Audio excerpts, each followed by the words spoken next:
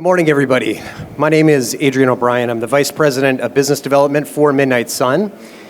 They'd only give us about 10 minutes to do this. So rather than sit here and run you through tons of facts and figures and numbers and all of that, what I really want to do is give you our story. And I want to give you a couple of anecdotes that really show you why we're in this area, where we're working, why it's important globally, so that you leave and understand the investment thesis behind Midnight Sun. This is a really, really unique story. You won't see many companies that have both production upside and huge exploration upside. This is both. We're in one of the top spots in the world for copper exploration, and we've got two very distinct and very exciting aspects to our story. So this graphic tells you most of what you need to know. We're working in an area of Zambia. Now, Zambia, you heard about different parts of Africa. Zambia is a phenomenal jurisdiction to work in. Democratically elected government. 75% of their export earnings are copper.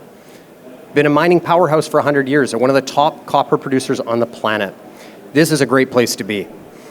And evidence of that is this area with all the bubbles there that you see in the middle of the screen. So this is the Zambia-Congo copper belt, and you do hear about this a lot. So on the right-hand side of the screen, you can see the northwest, kind of southeast trending belt of rocks. That's the Zambia-Congo copper belt traditionally. And then to the west, you have this area with all the bubbles. That's called the Domes region. What you're looking at is literally the top spot on the planet today for copper exploration. So why is it the top spot on the planet? It's really simple. If you look globally, the deposits that are in the pipeline that might make it to production now are typically very deep, very expensive. The low-hanging fruit has been picked, and now we're looking at areas where deposits need to be big enough and high-grade enough to actually have a global impact. There's very few places in the world where that's the case. In this particular region, the average deposit is around 1 billion tons, and they're about 0.59% copper. That's globally impactful. But what puts it over the top is they're less than 150 meters depth.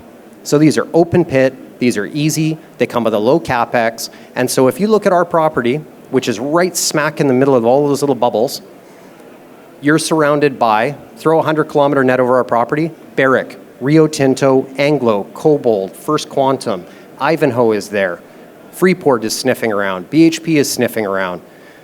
This is an area where every big player on the planet is working, and for exactly those reasons I just listed. So we have a 506 square kilometer land package in the middle of this belt. We have 4 targets, but I'll go just west to east really simply to give you guys an idea. You have First Quantum Sentinel mine to the west. That's 1 billion tons at 0.51% copper. A little further to the east, VRIC's Lumwana mine, 1 billion tons at 0.55. That's about to get a lot bigger thanks to a new feasibility study they're doing on a discovery called Lubwe, which is a satellite deposit, was discovered by our Chief Operating Officer, Kevin Bonnell. That asset is going to become one of the biggest copper deposits out there. It's going to add about 1 billion tons at 0.5. To the north of that, you have Ivanhoe's Kamoa-Kakula, which I'm sure lots of you have heard of.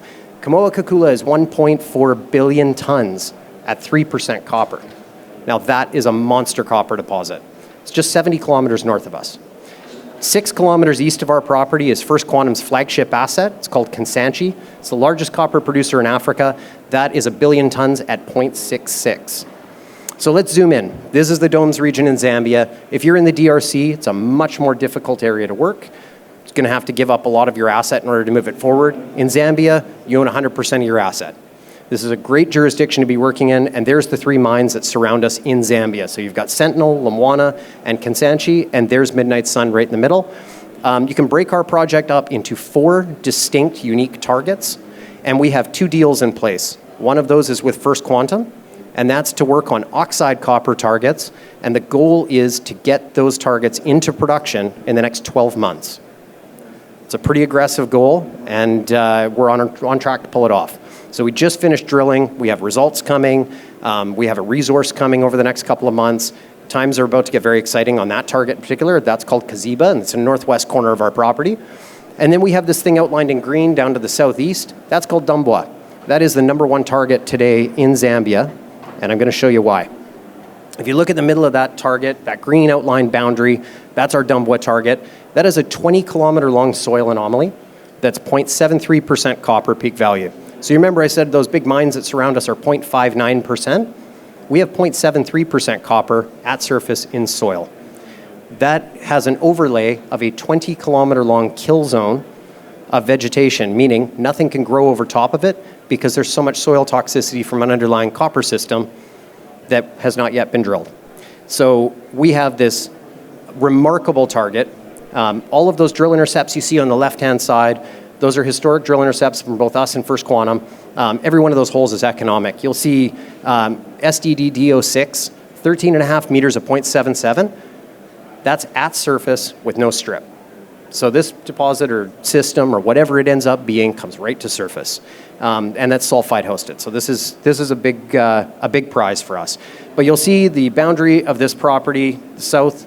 There's a major that ties onto us to the south. That ground is all owned by Rio Tinto. About 18 months ago, the edge of that anomaly that goes just over our boundary was drilled, and the results of that drill hole were somewhere in the range of 15 meters of 3 to 5% copper. It's the tail end of that anomaly. So we've got a deal in place with Cobalt Metals. If you haven't heard of Cobalt yet, I'm sure you will. It's backed by Bill Gates and Jeff Bezos, and they're using really cutting-edge modern technology to move their assets forward. Super exciting. They're going to spend $15 million on drilling the Dumbo target over the next little while. It's a 4.5-year deal. They're going to get to a 75% ownership of that target, and we're going to move this forward and find out once and for all how big Dumbo actually is. And meanwhile, we have 3 other targets we're going to work on called Me Too, Crunch, and Kaziba. So this is just a little bit of an outline of the deal. Feel free to come and meet up with us at the booth, which is just outside the speaker hall, and we'll give you the full rundown. But $15 million in drilling over the next 4.5 years will get Cobalt to a 75% ownership of that asset. What we get out of that, this is what I want to spend a little bit of time telling you about. There's 2 people involved with this project that I can't even begin to tell you how happy we are to have them involved. One is David Broughton, and I want to give you 2 little quick stories that really give you the kind of the understanding of how exciting this project is, both in the geological community, but for us. David came to us 8 years ago, and David is a very, very renowned geologist. He spent the last 14 years with Ivanhoe, and he's the fellow that found Kamoa-Kakula. So 1.4 billion tons at 3%. He found that for Ivanhoe. He led the team. And somewhere in the range of that, about 8 years ago, David sat down with our team over lunch. We had a phenomenal lunch, and at the end he said, listen, I really need to tell you guys, it's just, let's be transparent. I need to tell you guys about Dumbo and why I'm here.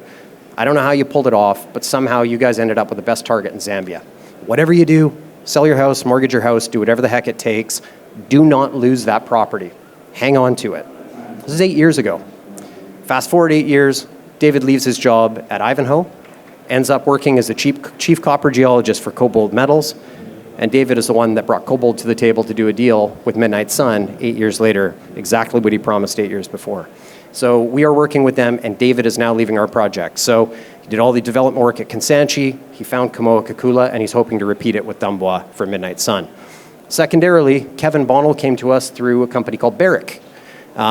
Did a lot of work on our project about 1.5 years ago, looking at the project and looking at the potential. And following some interesting discussions, Kevin ended up leaving VRIC and ended up joining Midnight Sun, who's now our chief operating officer. He is the one that made the discovery of Lubwe at VRIC's Lumwana mine and has led them now to a feasibility study and this new super pit that they're talking about. And he also feels that we have the potential to do the same kind of thing. So he's joined us, and he's running our other projects in Zambia. So before I run out of time, I have exactly 60 seconds. I'm going to give you guys the quickest pitch ever on the oxide copper aspect of our deal. If you look at the Kansanshi mine, which is right next door to us, owned by First Quantum, that is the #1 producer in Africa today. Billion tons at 0.66. They have 3 circuits. They have a mixed ore circuit, they have a sulfide circuit, and they have an oxide circuit. The oxide circuit is designed to get rid of excess sulfuric acid from their smelter. They produce 1.3 million tons of that stuff a year, and they need to get rid of it. They need to get rid of it in situ. So they use oxide copper to do that, and it works beautifully. It's malachite and azurite. It neutralizes the acid, gets rid of their environmental liability. But the upside is they liberate all the copper in that oxide, and they can sell it as an electrowin plate. That's about $300 to $400 million in revenue a year as a byproduct. But last year they ran out. They ran out of oxide copper, which means that today they are stockpiling acid and they are in need of replacing the oxide copper to replace that revenue stream. They also lost Cobre Panama last year, which was not a great situation. We have an agreement with them to develop oxide copper resources on our property in the northwest corner called Kaziba, and this area down to the south called Mitu, and our goal is to be able to solve that issue for them for the next 5 to 10 years. We just finished drilling the first portion of that. We have results coming in the next couple of weeks, and we should have a resource by around PDAC, so a couple of months from now, and we are well on our way. If we pull it off, we'll be in production in the next 12 months and see very significant potential cash flow for Midnight Sun. Thank you very much. We're at booth 235 right outside the door. Look forward to talking to you out there, and thank you so much for coming today to hear about this.